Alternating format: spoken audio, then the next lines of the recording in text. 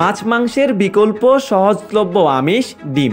প্রোটিনের উৎস হিসেবে গরিবের শেষ ভরসাই খাদ্যপণ্যটি এখন নাগালের বাইরে বলা যায়। ঈদের সময় ডিমের দাম 2 টাকা করে কমলেও এক সপ্তাহের ব্যবধানে দাম বেড়ে যায় 1.5 টাকা করে। 5 দিনের ব্যবধানে একটি ডিম কিনতে ভোক্তাদের গুনতে হয় 14 টাকা করে। এদিকে বাজার সংশ্লিষ্টরা মনে করছেন ডিমের বাজারে এখন একটি দুষ্টচক্র কাজ করছে।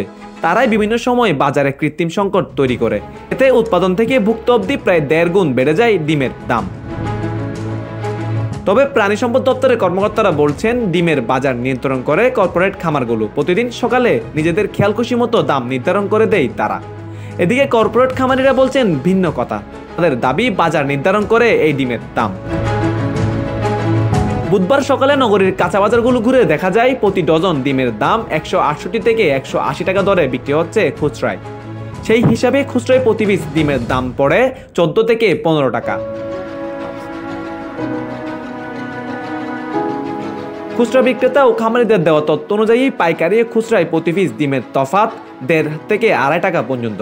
এত বেশি ফারাকের জন্য দুই পক্ষ এক অপরকে দায়ী করছেন।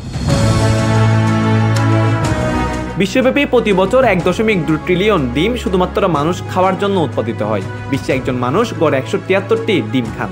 সাধারণ মানুষের অতি নিত্য প্রয়োজনীয় ভোগ্যপণ্য ডিমের বাজার দুষ্ট সিন্ডিকেটের নিয়ন্ত্রণে না যায় সেটি কঠোরভাবে তদারকি করার আহ্বান সাধারণ মানুষের।